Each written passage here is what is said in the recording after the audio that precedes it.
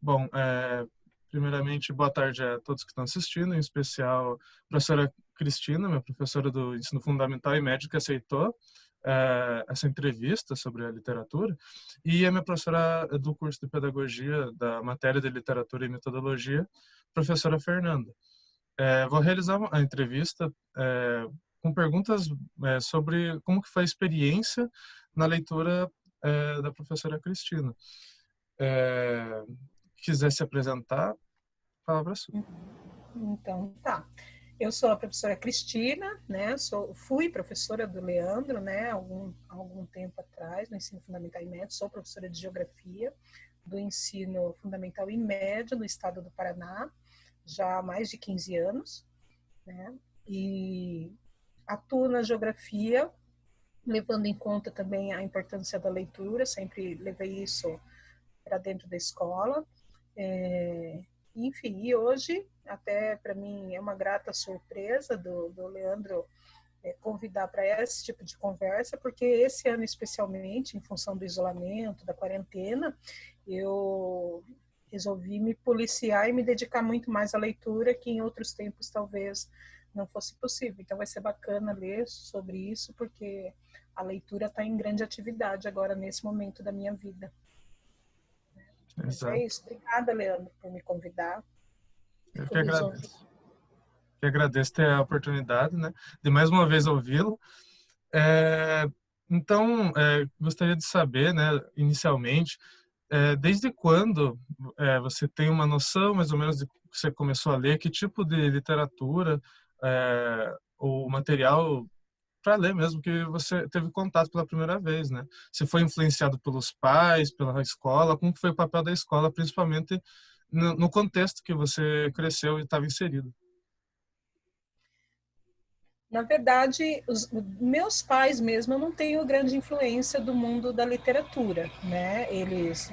Meus pais, os dois são alfabetizados, estiveram na escola, tal, embora só no ensino fundamental, mas eles não eram grandes leitores, não. Tem uma das minhas irmãs que desde que eu sou criança, ela já era moça, adolescente, ela lia bastante, mas não chegava a ter essa influência sobre mim.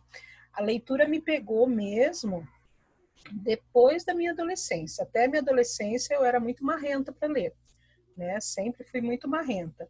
E na escola, os professores tinham projetos de leitura, a gente fazia aquelas leituras dos livros obrigatórios, alguns que me vêm à cabeça que foram bem significativos para mim, né? Mas porque era uma orientação do professor da escola. A única coisa assim que eu me lembro assim bastante da mãe levar a gente à biblioteca com frequência, né? A gente ia à biblioteca, mas o que mais me atraía na biblioteca, na época, não era a parte de livros, era a parte da discoteca. Então, a gente ia para a discoteca e a gente podia emprestar discos. A gente levava os vinis para casa, né? Então, eu fazia questão de levar os vinis e a gente ficava escutando as músicas. Então, os livros, na verdade, eu demorei um pouquinho. Eu fui me enxergar, assim, como leitora, como o tempo que eu perdi não lendo, já quando eu já estava dentro da faculdade. Daí eu comecei a sentir o quanto de tempo eu perdi não lendo durante a minha infância e minha adolescência. E aí eu comecei a correr um pouquinho atrás do prejuízo. Num primeiro momento, a gente corria atrás do prejuízo com as indicações dadas pelos professores, né? As leituras obrigatórias, aquelas que faziam parte do currículo. E entre um e outro, a gente ia colocando as leituras que tinham mais a ver com a questão do nosso hobby, coisas que a gente gosta realmente de ler, né? Mas eu confesso que não é uma coisa que vem comigo desde a infância, não. Uhum. Eu me identifico muito com essa fala, também tive essa mesma trajetória, né? Sempre essa resistência, e agora eu me vejo, né, meio que obrigado, mas motivado para correr atrás dessas temáticas que me interessaram, né? Bom, atualmente, qual livro você está lendo? Qual livro de literatura mesmo que você lembra que foi significativo, que você iniciou essa caminhada? Eu tô lendo, inclusive ele estava aqui, eu até podia mostrar, mas eu acho que ele não está aqui do meu lado. ele estava lá embaixo, que eu estava com ele, que é quando esse ano, até para falar desse livro e de outros, né, que eu acabei lendo um ontem, eu entrei para um clube literário, desses clubes que você paga mensalmente, você recebe de surpresa um livro, né, uma literatura, um inédito, né, ou um livro com curadoria de algum autor famoso. E eu estava, faz tempo que eu estava querendo ingressar, mas eu tinha medo de ingressar e ficar acumulando livro e sem tempo para ler. E aí, em janeiro, eu falei, não, esse ano eu não vou mais perder esse tempo. E entrei para esse clube em janeiro e não me arrependi. E aí eu tenho lido muito desses livros que têm vindo, a maioria deles são livros de ficção, né? Mas ficção muito relacionada a histórias, né? Histórias do passado, né? Então, uma mescla de realidade com ficção que eu gosto muito. E agora eu comecei um ontem, que eu não tô, o nome do título é meio complicado, mas eu já acho aqui, espera só um pouquinho que eu vou já achar para te falar. Achei a capa dele aqui. O dia em que Selma sonhou com o okapi. O okapi é um animal africano, né? Então, na verdade, eu não sei ainda dizer sobre o que é, mas é uma literatura, uma ficção, que fala um pouquinho provavelmente vai falar um pouquinho da história da cultura, tanto africana como aqui da América.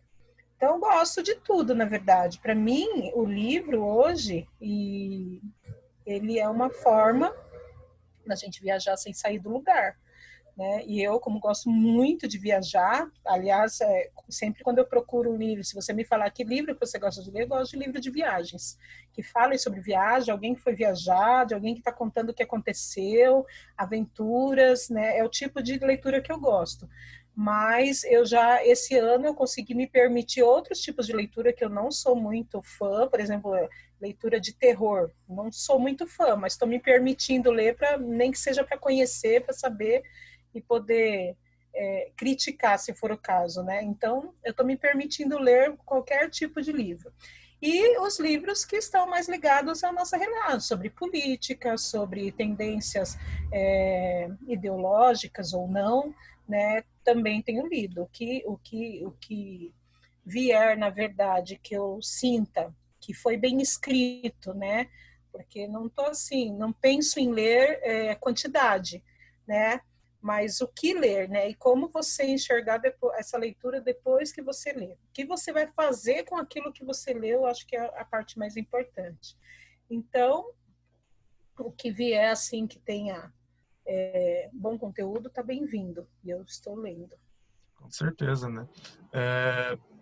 Nessa caminhada, como você mesmo falou anteriormente, né?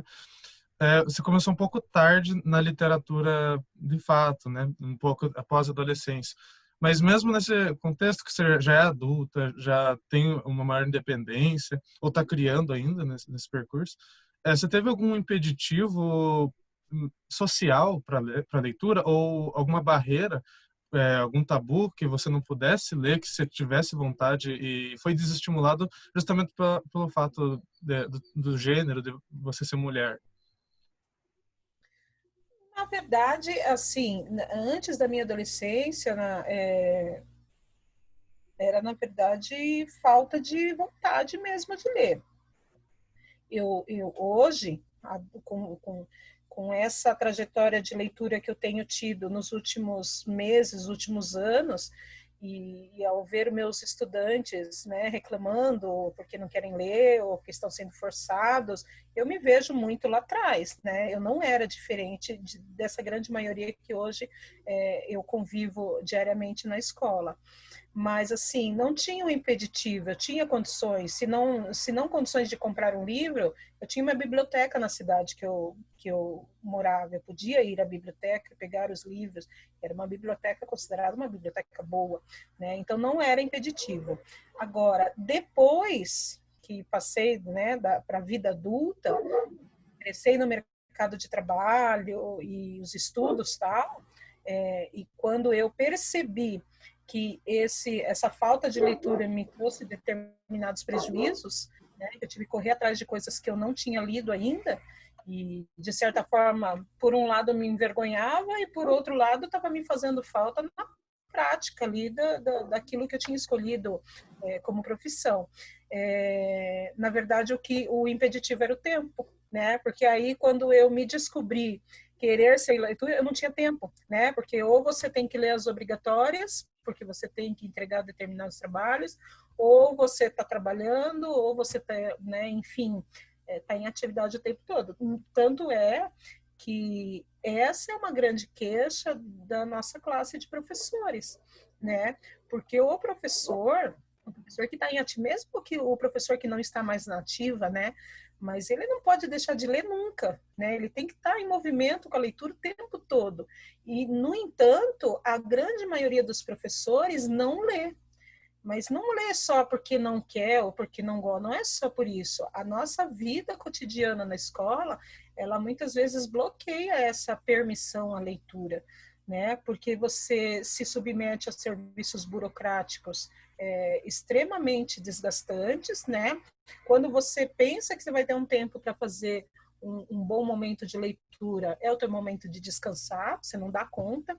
Então, esse seu cotidiano, essa rotina escolar, ela te engole de uma forma que você não consegue nem se atualizar, né? E aí você acaba se submetendo às mídias que hoje são mais acessíveis, que são as mídias que muitas vezes não te acrescentam muito, elas só jogam informação sem veracidade, sem cientificidade, e você acaba engolindo aquelas informações de uma maneira muito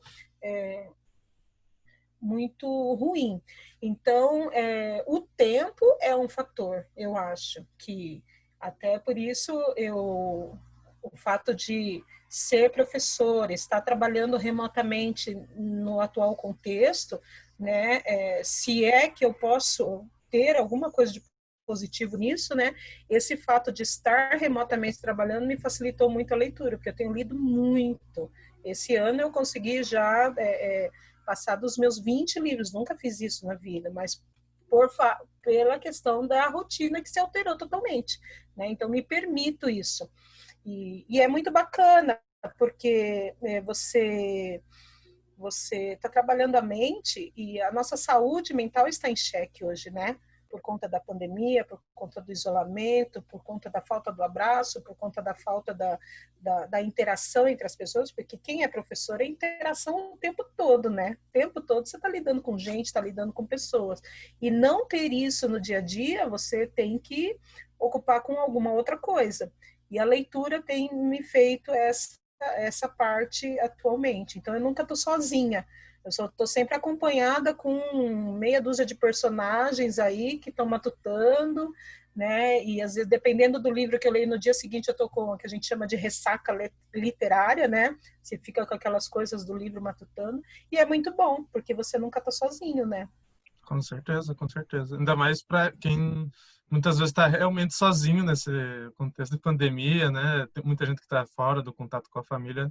É um hábito muito bom para se iniciar se a pessoa tiver condição, né? E tempo, né? Então, já que a gente já entrou nessa questão do tempo, acredito que seja um impeditivo para muita gente mesmo, da classe trabalhadora, inclusive, dos professores e profissionais que dedicam tanto seu tempo assim para uma causa grande, uma responsabilidade grande também, seja para ouvir sua família ou a sociedade mesmo. Então, a partir desse princípio do tempo, como que poderia, pelo menos na sua classe ou alguma outra solução que você possa enxergar, para resolver um pouco desse impeditivo do tempo mesmo, né? De você conseguir conciliar sua leitura com o seu dia a dia de trabalho, principalmente na questão de professores, que a gente vê uma crescente dessa precarização, né? Do papel do professor, que tem que estar todo momento correndo atrás de tantos turnos diferentes para exercer sua profissão. Para o professor, a única coisa que nos cabe é nos policiar o tempo todo, né? Abandonar as mídias que estão em voga agora, né? Que estão na nossa mão facilmente, que é o celular, o mundo da internet, que ele acaba também consumindo nosso tempo de alguma forma. e nos policiar. Eu não sei, né? Talvez daqui a um ano eu sente para conversar com você de novo e eu queria até que você me fizesse essa pergunta de novo. Depois, passado o período de pandemia, como é que ficou, né? Essa sua coisa da leitura, né? Retomou ao que era antes ou você conseguiu manter? Não sei. Não sei como que vai ser a hora que eu tiver que cumprir os meus horários novamente como era antes, da corrida da hora do almoço, da corrida do final do dia, do chegar em casa exausta, né, fisicamente e mentalmente. Não sei, mas eu acredito que a leitura é um hábito, né? Então, se esse hábito ele reapareceu em mim, se é que ele existiu em outros tempos, né? Antes dessa minha rotina, se ele reapareceu nesse momento, cabe a mim me policiar, né? E levar ele para sempre. Talvez não leia a quantidade que esse tempo agora me permita, mas eu preciso me policiar. Agora, isso eu estou falando por mim. O que fazer, né? Enquanto professores, de uma forma geral? Eu acho que os próprios estabelecimentos, isso devia ser, na verdade, uma política pública, né, de incentivo à leitura, mas vamos imaginar que, mesmo que exista essa política pública boa, ou que ela não exista, que é o caso hoje, ela não existe uma política necessariamente ligada a isso, com exceções de alguns projetos de entrega de livros para didático na escola, a gente tem algumas coisas chegando nas escolas, né, mas ainda é muito pouco perto do que a gente classificaria como bom. Mas mesmo que a gente não tivesse nada, eu acho que dentro dos espaços escolares, a leitura ela precisa ser um momento de aconchego, tanto para o profissional como para o aluno. Ele tem que se sentir acolhido enquanto leitura. Não pode ser uma coisa forçada, mas ao mesmo tempo não pode ser uma coisa tão solta. Por que não pode ser tão solta? Porque o professor, enquanto mediador da situação, ele precisa dar uma orientação, né, do que, não necessariamente do que ler, mas como ler, como você abstrair determinadas coisas, né? Só que se o professor não é um leitor, ele não consegue fazer isso, ele não consegue ser acolhedor na leitura, né? Então, o primeiro passo precisaria que as secretarias de educação dos estados, das prefeituras, tivessem na formação de profissionais, de professores especialmente, uma política voltada para isso mesmo, para o mundo da leitura. E a gente não vê, a gente vê a coisa muito técnica, muito burocrática, muito técnica e pouca acolhedora nesse sentido. Então, aí, se a gente tivesse isso, se a gente tivesse os professores com esse empenho, né, promovido pelo próprio as políticas públicas, a gente começa a pensar, inclusive, que tipo de projeto a gente pode trazer para dentro da escola, projeto de leitura. A gente tem alguns, né, atualmente, inclusive na escola que eu atuo, mas qual é a parceria que nós temos isso com políticas públicas, né? Uma questão a se pensar mesmo, até porque no nosso grupo de pesquisa, o GASP da Uninter, a gente estava vendo justamente a formação do professor no artigo da GAT, que tem muito dessa crítica, que todo o currículo do professor, do futuro professor, é muito escasso nessas matérias, é muito mais passado o conteúdo, mas não como ensinar. O incentivo à leitura também é escasso, e a gente vê um percentual alto até de profissionais que estão vindo de um contexto familiar, que muitos não fizeram só ensino fundamental, os pais, né?